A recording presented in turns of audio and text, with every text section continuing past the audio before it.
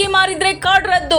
ಕರ್ನಾಟಕದಲ್ಲಿ ಅನ್ನಭಾಗ್ಯ, ಅತಿವೃಷ್ಟಿ, ಏಕಕಾಲಕ್ಕೆ ಅಕ್ಕಿ ವಿತರಣೆ ಎಫೆಕ್ಟ್ ಏನಾಯ್ತು ಗೊತ್ತಾ?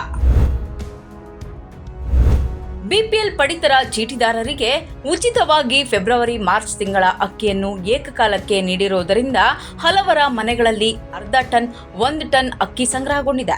ಇಷ್ಟೊಂದು ದೊಡ್ಡ ಪ್ರಮಾಣದಲ್ಲಿ ಅಕ್ಕಿ ಪಡೆದವರು ಬಳಸೋದು ಹೇಗೆ ಎನ್ನುತ್ತಿದ್ದಾರೆ. 6 ಸದಸ್ಯರಿರುವ ಕುಟುಂಬಗಳಿಗೆ ಬರೋಬ್ಬರಿ 90 ಕೆಜಿ ಅಕ್ಕಿ ವಿತರಿಸಲಾಗಿದೆ. ಇಷ್ಟು ಅಕ್ಕಿ ಪಡೆದ್ರೆ ಮಾರಾಟ ಮಾಡಬೇಕು, ಇಲ್ವೇ ನ್ಯಾಯಬೆಲೆ ಅಂಗಡಿಗಳಲ್ಲೇ ಬಿಡಬೇಕು. ಅಕ್ಕಿ ಮಾರಾಟ ಮಾಡುವುದು ಕಂಡು ಬಂದ್ರೆ ಅಂತವರ ಕಾರ್ಡ್ ರದ್ದಾಗುತ್ತದೆ. ಅನ್ನಭಾಗ್ಯ ಯೋಜನೆ ಪರಿಣಾಮ ಬಿಪಿಎಲ್ ಪಡಿತರ ಚೀಟಿದಾರರಿಗೆ ಫೆಬ್ರವರಿ ಮಾರ್ಚ್ ತಿಂಗಳ ಅಕ್ಕಿಯನ್ನು ಏಕಕಾಲಕ್ಕೆ ನೀಡಿರೋದ್ರಿಂದ ಕೆಲವೆಡೆ ಅಕ್ಕಿಯ ಅತಿವೃಷ್ಟಿ ಶುರುವಾಗಿದೆ. ಆಶ್ವಾಸನೆ ಕೊಟ್ಟಿದ್ದೇವೆ ಎಂದು ಅಗತ್ಯಕ್ಕಿಂತಲೂ ಹೆಚ್ಚಿನ ಪ್ರಮಾಣದಲ್ಲಿ ಬರೀ ಅಕ್ಕಿ ಕೊಟ್ರೆ ಬಳಸೋದು ಹೇಗೆ ಎಂಬುದು ಗ್ರಾಹಕರ ಪ್ರಶ್ನೆಯಾಗಿದೆ. ಸರ್ಕಾರವೇನೋ ಕೊಟ್ಟ ಮಾತಿನಂತೆ ನಡೆದುಕೊಂಡಿದೆ. ಆದ್ರೆ ಬಿಪಿಎಲ್ ಪಡಿತರ ಚೀಟಿದಾರರಿಗೆ ಉಚಿತವಾಗಿ ಫೆಬ್ರವರಿ ಮಾರ್ಚ್ ತಿಂಗಳ ಅಕ್ಕಿಯನ್ನು ಏಕಕಾಲಕ್ಕೆ ನೀಡಿರೋದರಿಂದ ಹಲವರ ಮನೆಗಳಲ್ಲಿ ಅರ್ಧ ಟನ್ 1 ಟನ್ ಅಕ್ಕಿ ಸಂಗ್ರಹಗೊಂಡಿದೆ. ಇಷ್ಟೊಂದು ದೊಡ್ಡ ಪ್ರಮಾಣದಲ್ಲಿ ಅಕ್ಕಿ ಪಡೆದವರು ಬಳಸೋದು ಹೇಗೆ ಎನ್ನುತ್ತಿದ್ದಾರೆ. 5 ಸದಸ್ಯರನ್ನು ಹೊಂದಿರುವ ಬಿಪಿಎಲ್ ಪಡಿತರ ಚೀಟಿದಾರರಿಗೆ ಈಗ ಒಂದೇ ಬಾರಿಗೆ ಫೆಬ್ರವರಿ ತಿಂಗಳದ್ದು 5 ಕೆಜಿ ಮತ್ತು ಮಾರ್ಚ್ ತಿಂಗಳದ್ದು 10 ಕೆಜಿ ಸೇರಿ ಪ್ರತಿ ಸದಸ್ಯರಿಗೆ 15 ಕೆಜಿಯಂತೆ 75 ಕೆಜಿ ವಿತರಿಸಲಾಗಿದೆ. 6 ಸದಸ್ಯರಿರುವ ಕುಟುಂಬಗಳಿಗೆ ಬರೋಬ್ಬರಿ 90 ಕೆಜಿ ಅಕ್ಕಿ ವಿತರಿಸಲಾಗಿದೆ. ಇಷ್ಟು ಅಕ್ಕಿ ಪಡೆದರೆ ಮಾರಾಟ ಮಾಡಬೇಕು, ಇಲ್ವೇ ನ್ಯಾಯಬೆಲೆ ಅಂಗಡಿಗಳಲ್ಲೇ ಬಿಡಬೇಕು. ಹಾಗೆ ಬಿಟ್ರೆ ನಮಗೆ ನಷ್ಟ ಎಂದು ಕೆಲವರು ನ್ಯಾಯಬೆಲೆ ಅಂಗಡಿಗಳಿಂದ ಅಕ್ಕಿ ಪಡೆದು ವಾಹನಗಳಲ್ಲಿ ಮನೆಗೆ ತರುತ್ತಿದ್ದಾರೆ. ಈ ತಿಂಗಳು ವಿತರಿಸಿರುವ ಅಕ್ಕಿಯ ಗುಣಮಟ್ಟದ ಬಗ್ಗೆಯೂ ವ್ಯಾಪಕ ಅಸಮಾಧಾನ ಕೇಳಿಬಂದಿದೆ. ರಾಜ್ಯ ಕಾಂಗ್ರೆಸ್ ಸರ್ಕಾರವು ಚುನಾವಣಾ ಪ್ರಣಾಳಿಕೆಯಲ್ಲಿ ಘೋಷಿಸಿರುವಂತೆ ಅನ್ನಭಾಗ್ಯ ಯೋಜನೆಯಡಿ ಬಿಪಿಎಲ್ ಪಡಿತರ ಚೀಟಿ ಹೊಂದಿರುವ ಪ್ರತಿ ಸದಸ್ಯರಿಗೆ 10 ಕೆಜಿ ಅಕ್ಕಿಯನ್ನು ನೀಡುವುದಾಗಿ ತಿಳಿಸಿತ್ತು. ಅಂದ್ರೆ ಕೇಂದ್ರ ಸರ್ಕಾರ ನೀಡುವ 5 ಕೆಜಿ ಅಕ್ಕಿ ಜೊತೆಗೆ ರಾಜ್ಯ ಸರ್ಕಾರವು 5 ಕೆಜಿ ಸೇರಿಸಿ ಒಬ್ಬ ಸದಸ್ಯನಿಗೆ 10 ಕೆಜಿ ಅಕ್ಕಿ ನೀಡಲು ನಿರ್ಧರಿಸಿತು. ಹೆಚ್ಚುವರಿ ಅಕ್ಕಿ ಸಿಗದ ಹಿನ್ನೆಲೆಯಲ್ಲಿ 5 ಕೆಜಿ ಅಕ್ಕಿ ಕೊಟ್ಟು ಹೆಚ್ಚುವರಿ 5 ಕೆಜಿಗೆ ತಲಾ 34 ರೂಪಾಯಿನಂತೆ 170 ರುಗಳನ್ನು ಗ್ರಾಹಕರ ಖಾತೆಗೆ ನೇರವಾಗಿ ಹಣ ವರ್ಗಾವಣೆ ಮಾಡಲಾಗುತ್ತಿತ್ತು. ಈ ನಡುವೆ ಕೇಂದ್ರ ಸರ್ಕಾರವು ರಾಜ್ಯಕ್ಕೆ ಹೆಚ್ಚುವರಿಯಾಗಿ ಅಕ್ಕಿ ಕೊಡಲು ಒಪ್ಪಿದ ಹಿನ್ನೆಲೆಯಲ್ಲಿ 5 ಕೆಜಿಗೆ ನೀಡುತ್ತಿದ್ದ ಹಣ ನಿಲ್ಲಿಸಿ ಅಕ್ಕಿಯನ್ನೇ ವಿತರಿಸಲಾಗುತ್ತಿದೆ.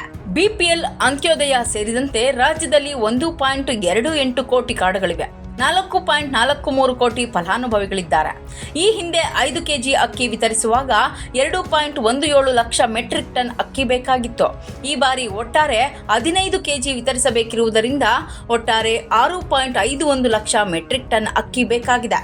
ಮುಂದಿನ ತಿಂಗಳ ನಂತರ ಪ್ರತಿ ಸದಸ್ಯರಿಗೆ 10 ಕೆಜಿ ವಿತರಿಸುವುದರಿಂದ 4.34 ಲಕ್ಷ ಮೆಟ್ರಿಕ್ ಟನ್ ಅಕ್ಕಿ ಬೇಕಾಗಿದೆ. ಇದನ್ನು ಕೇಂದ್ರ ಸರ್ಕಾರದಿಂದ ತರಿಸಿಕೊಳ್ಳಲಾಗುತ್ತಿದೆ. ಅತ್ತೆ ಮಾವ 2 ಮಕ್ಕಳು ಸೇರಿ ನಾವು 6 ಮಂದಿ ಇದ್ದೇವೆ. ಈ ತಿಂಗಳು ನಮಗೆ 90 ಕೆಜಿ ಅಕ್ಕಿ ಬಂದಿದೆ. ಅಷ್ಟು ಅಕ್ಕಿ ಅಗತ್ಯವಿಲ್ಲ. ದಿನಕ್ಕೆ 1 ಕೆಜಿಯಂತೆ ಅಕ್ಕಿ ಬಳಸಿರೋ ತಿಂಗಳಿಗೆ 30 ಕೆಜಿ ಸಾಕು.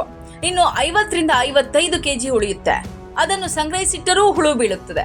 ಹೀಗಾಗಿ ಅಕ್ಕಿ ಜೊತೆಗೆ ಗೋಧಿ, ತೊಗರಿಬೇಳೆ ಹಾಗೂ ಇತರೆ ಅಗತ್ಯ ಪದಾರ್ಥಗಳನ್ನು ಕೊಡ್ಲಿ ಎನ್ನುತ್ತಾರೆ ಫಲಾನುಭವಿಗಳು.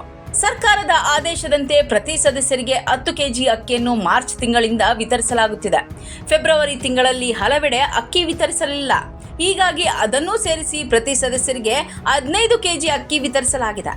ಮುಂದಿನ ತಿಂಗಳಿಂದ ಪ್ರತಿ ಸದಸ್ಯರಿಗೆ 10 ಕೆಜಿ ನೀಡಲಾಗುವುದು ಎಂದಿದ್ದಾರೆ ಆಹಾರ ಮತ್ತು ನಾಗರಿಕ ಸರಬರಾಜು ಇಲಾಖೆಯ ಉಪನಿರ್ದೇಶಕರಾದ ಚಂದ್ರಕಾಂತ್. ಅಗತ್ಯವಿದ್ದವರು ಖರೀದಿಸಿ. ಬಿಪಿಎಲ್ ಪಡಿತರ ಚೀಟಿದಾರರು ಅನ್ನಭಾಗ್ಯದಡಿ ಉಚಿತವಾಗಿ ಅಕ್ಕಿ ಪಡೆದು ಹೋಟೆಲ್ಗಳಿಗೆ ಅಥವಾ ಇತರರಿಗೆ ಮಾರಬೇಡಿ.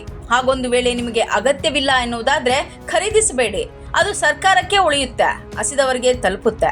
ಅಕ್ಕಿ ಮಾರಾಟ ಮಾಡುವುದು ಕಂಡು ಬಂದ್ರೆ ಅಂತವರ ಕಾರ್ಡ್ ರದ್ದಾಗುತ್ತೆ. ಹಾಗೆಯೇ ವಿತರಣೆಯಲ್ಲಿ ನ್ಯಾಯಬೆಲೆ ಅಂಗಡಿಗಳವರು ಗ್ರಾಹಕರಿಗೆ ಯಾವುದೇ ರೀತಿ ಮೋಸ ಮಾಡಬಾರದು ಎಂದು ರಾಜ್ಯ ಸರ್ಕಾರಿ ಪಡಿತರ ವಿತರಕರ ಸಂಘದ ಅಧ್ಯಕ್ಷ ಟಿ ಕೃಷ್ಣಪ್ಪ ಮನವಿ ಮಾಡಿದ್ದಾರೆ. ಕೆಲವು ಜಿಲ್ಲೆಗಳಲ್ಲಿ 2 ತಿಂಗಳ ಅಕ್ಕಿ ಒಟ್ಟಿಗೆ ಕೊಟ್ಟಿರುವುದರಿಂದ ಬೇಗ ಖಾಲಿಯಾಗಿದೆ. ಹೀಗಾಗಿ ನೋ ಸ್ಟಾಕ್ ಎಂದು ಫಲಕ ಹಾಕಲಾಗಿದೆ.